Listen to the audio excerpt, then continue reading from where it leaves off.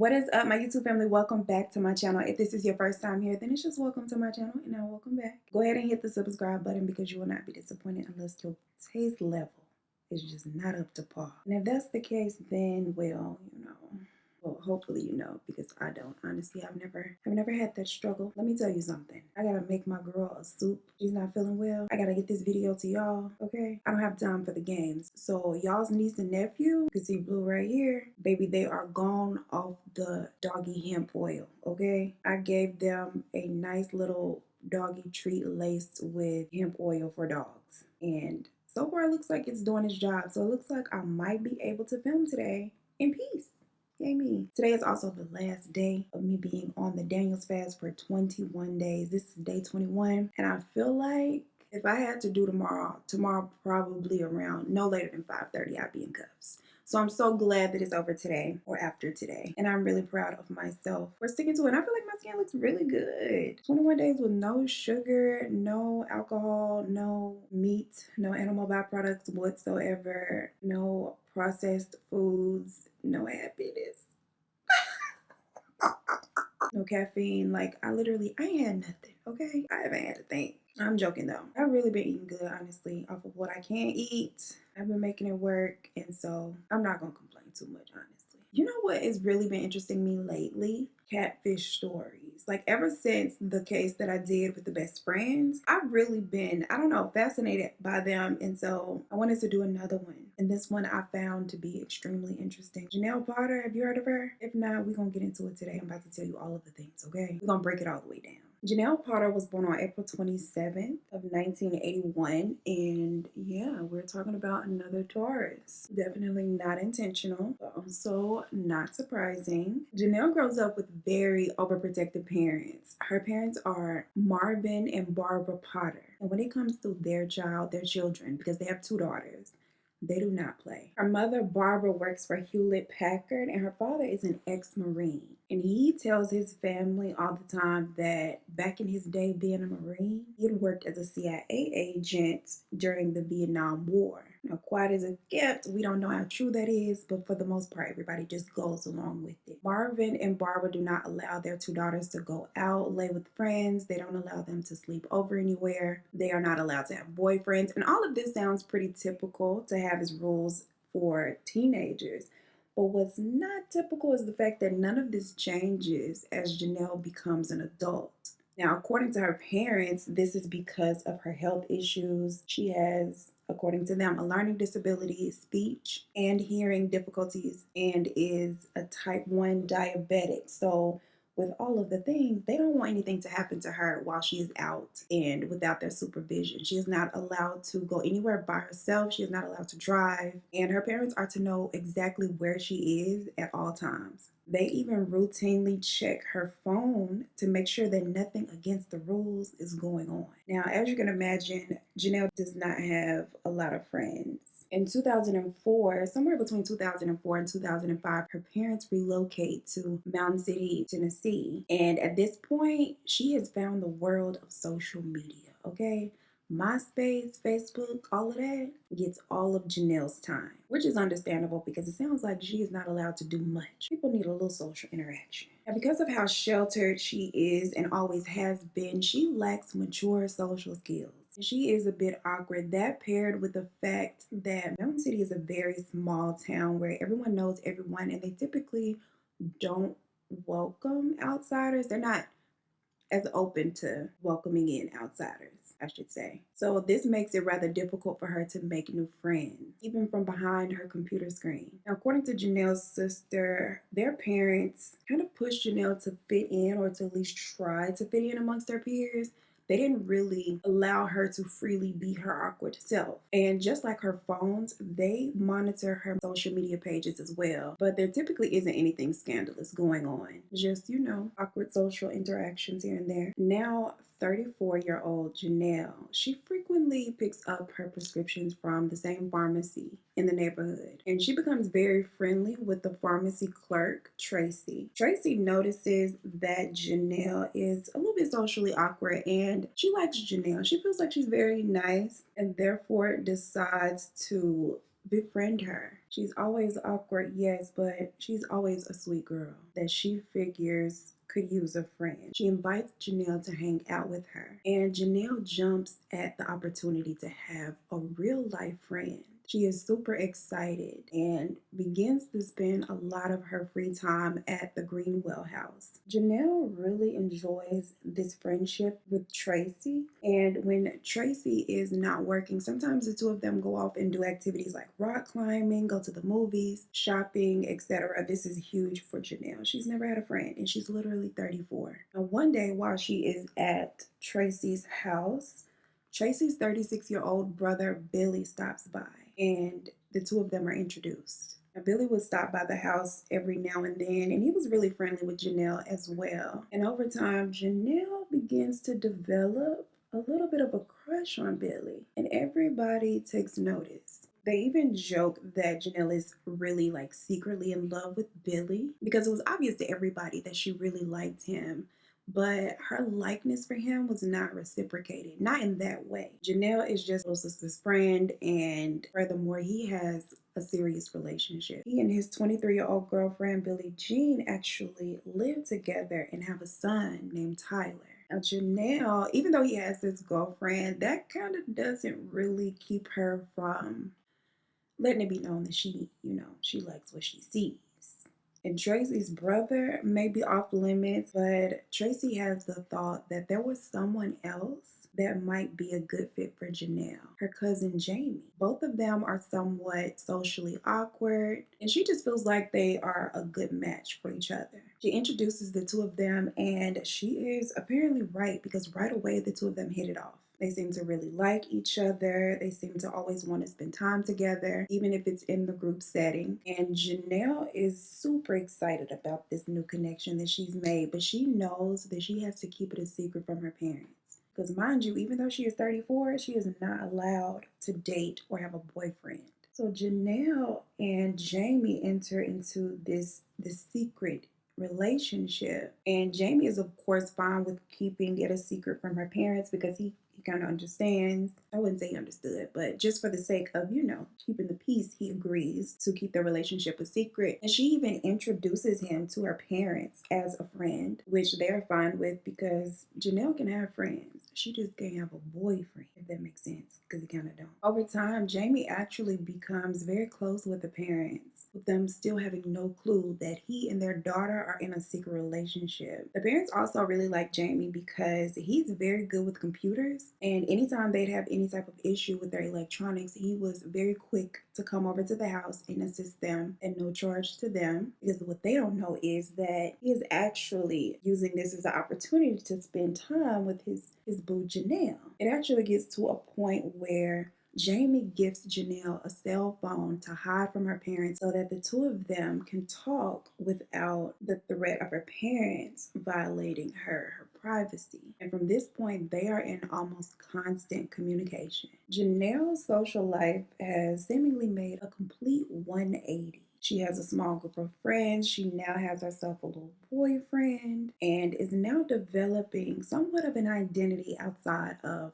her parents. Things are looking great for her until the other shoe drops, and she begins receiving these very disturbing, very mean, nasty comments and messages on social media. Out of nowhere, she becomes the target of relentless bullying from some anonymous person on Facebook. Now, what begins is just rude comments, telling her she might be a little ugly, quickly escalates to messages threatening physical violence against her. And these threats were very, very disturbing. Like, they would threaten to have her sexually assaulted. Like, it was a lot. It soon gets to a point where Janelle is very concerned for her own safety, and she decides to go to her mother and let her know what's going on because she doesn't know what else to do. She'd been ignoring them, but these messages are becoming increasingly disturbing, and they know personal things about her. Initially, Barbara goes to this profile and messages them, asking them, nicely to leave her daughter alone, and she threatens to call the police if they do not. But unfortunately, the harassment continues. And then Barbara asks Janelle if she has any idea who this person could be, because obviously this person knows her. And Janelle says that she has an idea of who it is. She thinks it's Billie Jean, Tracy's brother's girlfriend. She goes on to say that Billie Jean is jealous of her looks and she is afraid that Billie is going to leave her and the baby to pursue Janelle. She also claims that Billie Jean had made prank phone calls to her so she knew there was a problem, and that Billie Jean had driven past the house in an effort to intimidate her, full of jealousy and just hating her because she's so pretty. Billie and Billie Jean both deny that Billie Jean has done any of the things, but Janelle is adamant that they're both lying. Janelle then proceeds to call the police several times anytime anything happens or she receives a hateful message, and she starts telling anyone who would listen that Billie Jean Hayworth, along with her friends, are harassing her, threatening to kill her, and she is now fearful of them and scared for her life. Now, each time she calls the police, they basically tell her it's nothing that they could do. They can't prove that this is Billie Jean messaging her behind this profile. And if she hasn't physically done anything to Janelle, then there's no crime. This makes Janelle and her parents very frustrated and drives a huge wedge between the Potters and the Greenwells. It's very much giving fear thy neighbor. And according to a few mutuals that they have on several occasions, Janelle actually says that she hopes their baby dies. While tensions are at their absolute highest, a rock is thrown into the yard of the Potter family. And this rock has the Billies' names all over it, like literally. The police are called, and again, the Potters express their fear that things are escalating and becoming physical. Something needs to be done before they do something to her daughter. Police go over and speak with the Billies. They deny having anything to do with the rock or any of the harassment. And at this point, they're kind of fed up and they express frustration, feeling like they're now being harassed. And at this point, everybody just unfollows everyone on Facebook. These little liquid eyeshadows from Rare Beauty, baby, cute. Then on January 31st, 2012, 36-year-old Billie Payne and 23-year-old Billie Jean Hayworth are found deceased inside of their home. Billie Jean had suffered a shot to the face while holding her 7-month-old son, but he is unharmed.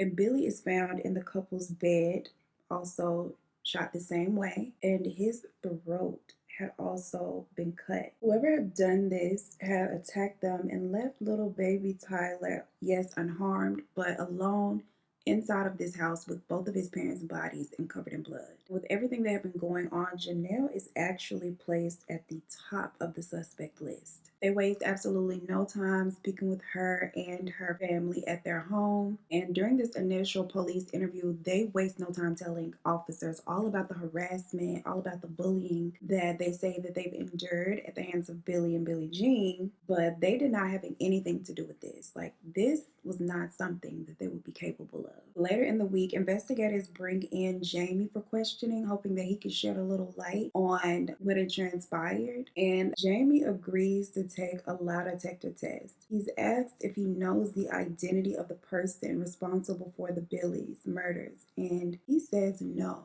And the lie detector test determines, yes, that was a lie.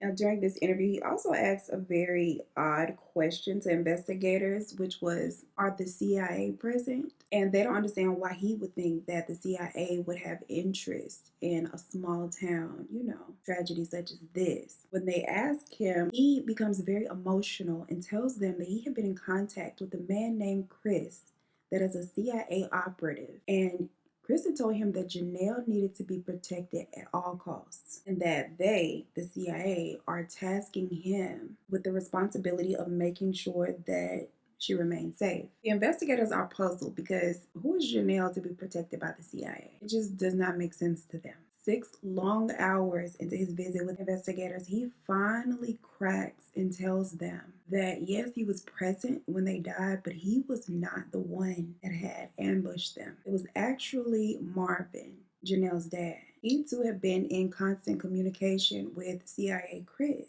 And CIA Chris had masterminded this whole thing. Now, they are shocked. They definitely expected him to name Janelle maybe as the perpetrator. They asked Jamie to call Marvin on a recorded tap line and see if he can get him to confess or talk about it at all, which he does. Once they secure that, Marvin is arrested immediately and they search on the Potter's home, where they find both a bunch of weapons and photos of the victims that have been printed out. Now, at the point in which the people searching the home find the photos, they have been ripped up, assumingly by Barbara, while they were over there searching another part of the house in an effort to hide them. And some of the pictures had the B word written on them. Now, inside of Marvin's truck, they find this big bag of shredded emails. These emails are reconstructed, which takes a long time.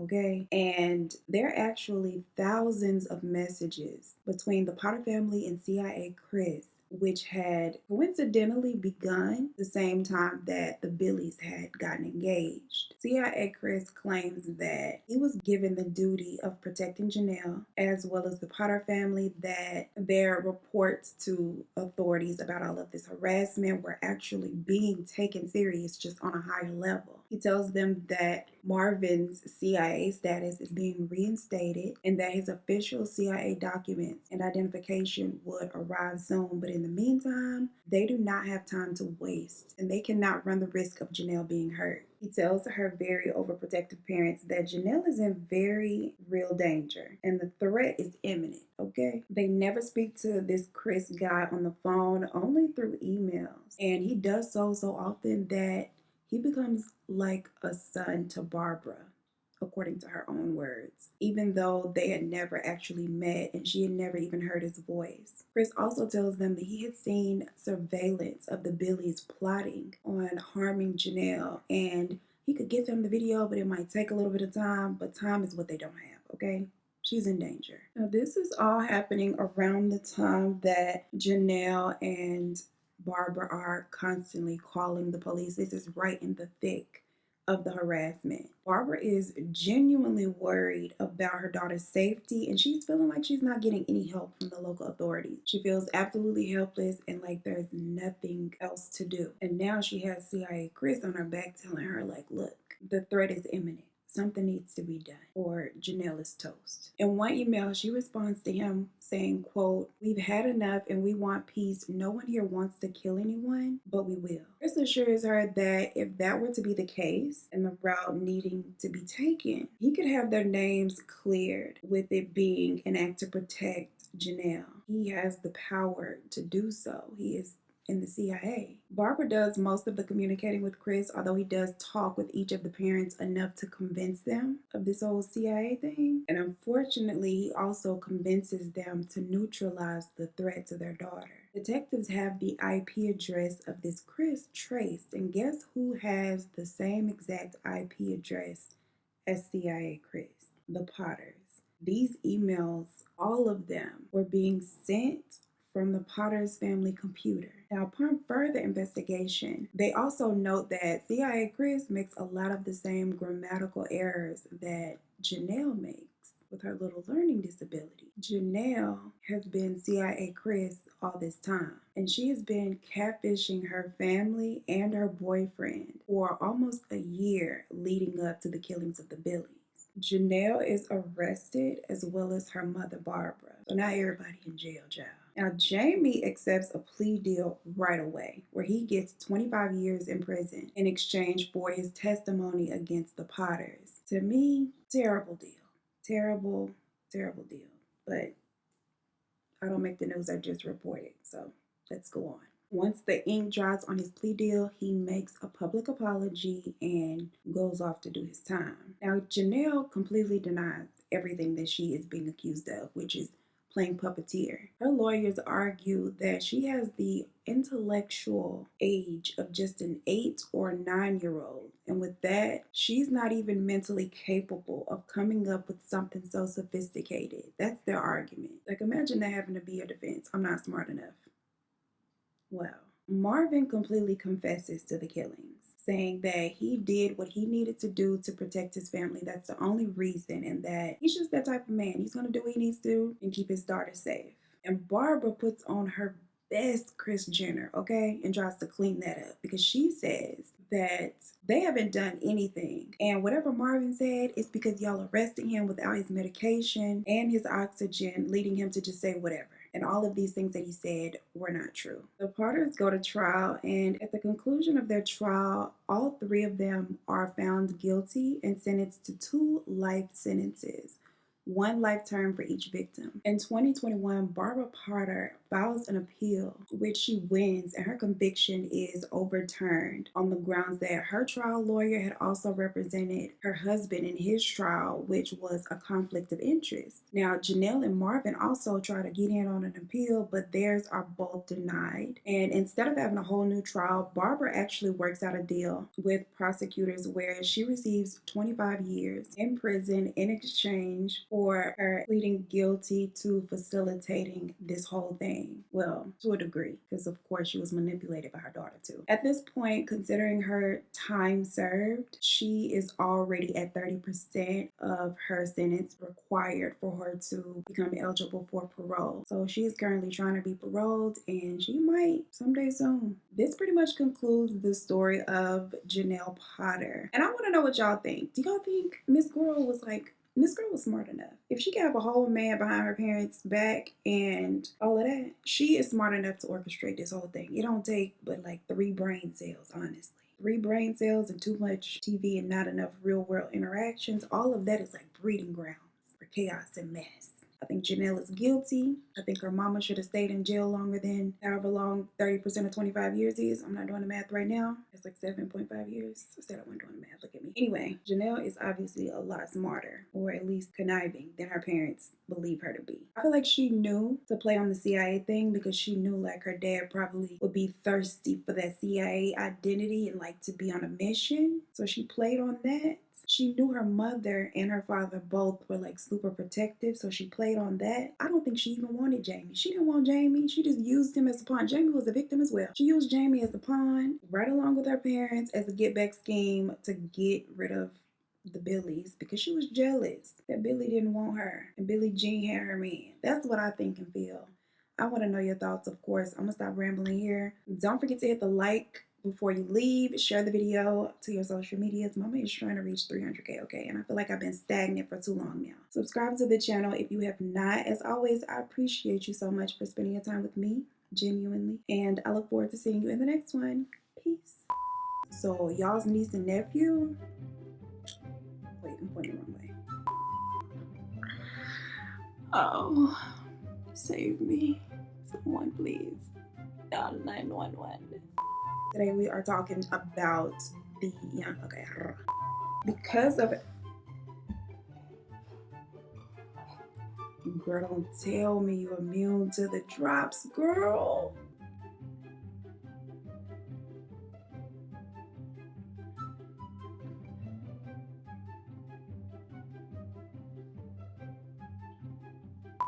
So she invites Janelle to hangover. Not hangover. That's what my friends invite me to do. Glad this is good. I even joke that Janelle is in.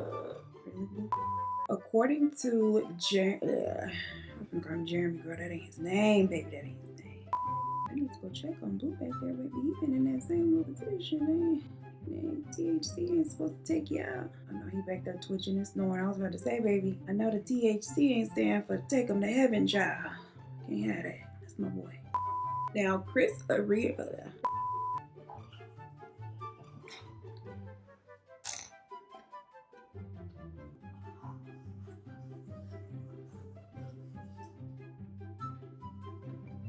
She doing her best to fight off those THC drops.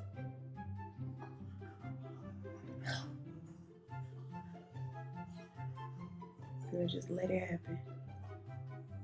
Just let it happen, girl. You see, Blue? That pretty much wraps up the really? At this point, 21 days in, the McDonald's song is just torture. Why? This pretty much concludes. Okay, I can't talk, and all I gotta do is the outro. Like, please, come on, girl. Okay, I'm glad Blue changed positions because I was really worried that, he was headed to the upper room.